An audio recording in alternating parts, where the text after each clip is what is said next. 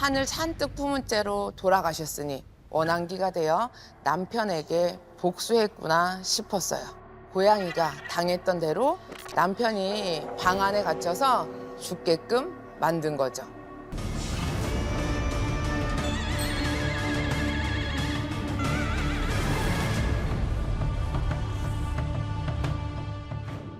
신당에 40대 초반으로 보이는 부부가 찾아왔어요. 남편은 주소가 적힌 종이를 내밀면서 이 땅을 사려고 하는데 괜찮을지 물어보시는 거예요. 주소를 보는데 부부와 터 방향이나 자리가 다 들어맞았어요. 그런데 이상하게 땅값이 오르는 느낌이 들지가 않고 어디선가 썩은 내가 나면서 피에 젖은 돈뭉치가 보이는 거예요.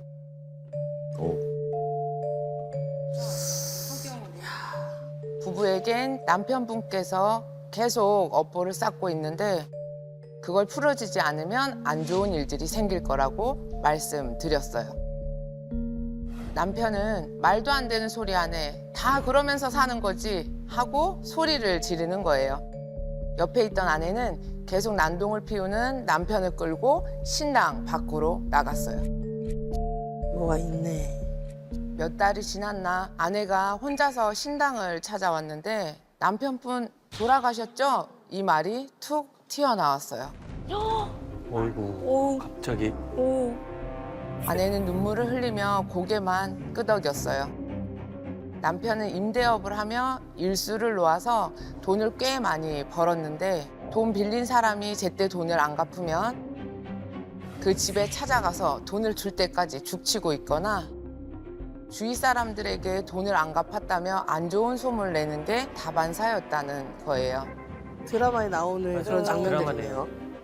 그렇게 무서운 것 없이 살았던 남편이었는데 어느 날 자물쇠를 잔뜩 사가지고 와선 그 인간이 찾아오기 전에 미리 막아야 한다며 안방에 자물쇠를 2중, 3중으로 달았대요.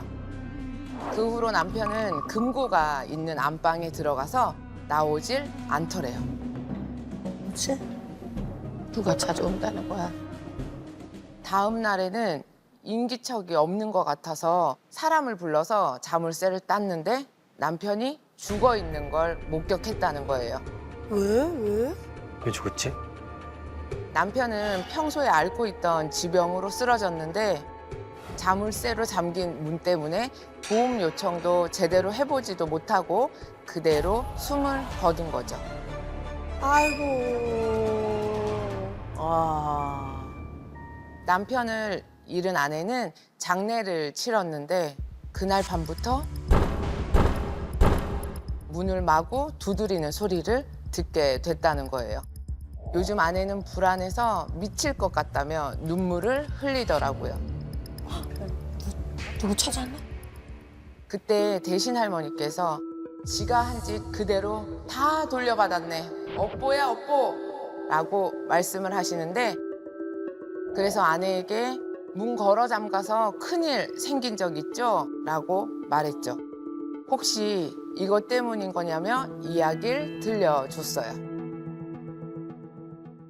이 부부는 가지고 있던 건물에다가 가건물을 올렸는데 남편은 옥탑방으로 쓰자며 이참에 월세를 놓으라고 했다는 거예요. 근데 부동산에 월세를 놓자마자 행색이 초라한 할머니가 집을 보겠다며 찾아와선 지금 가지고 있는 돈이 얼마 없는데 사정 좀 봐달라고 애원했대요. 마음이 약해진 여자는 할머니에게 보증금도 받지 않고 옥탑방을 내어주게 됐고 가끔 한두 번씩 월세가 밀려도 그냥 넘어갔다고 했어요. 그러다 통장 정리를 하던 남편은 장난해! 다 뒤졌어! 이 사실을 알게 됐고 화가 잔뜩 나서 따지러 간 거죠. 근데 문을 아무리 두들겨도 할머니는 나오지 않더래요.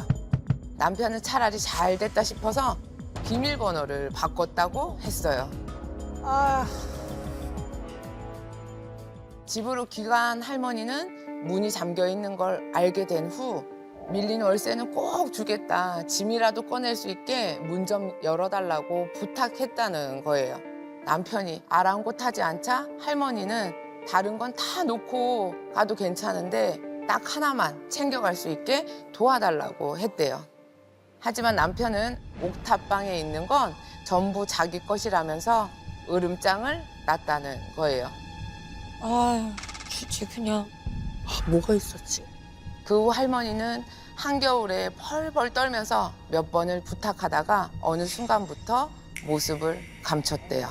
어머머머. 나중에 아내는 남편이 죽고 서류 정리를 하다가 할머니가 살던 옥탑방에 가게 됐대요. 근데 문을 열자마자 썩은 내가 진동하는 거예요. 뭐지? 썩었네? 사람이 없었는데? 뭐지? 옥탑방에는 고양이가 죽은 채로 방치되어 있었다고 했어요.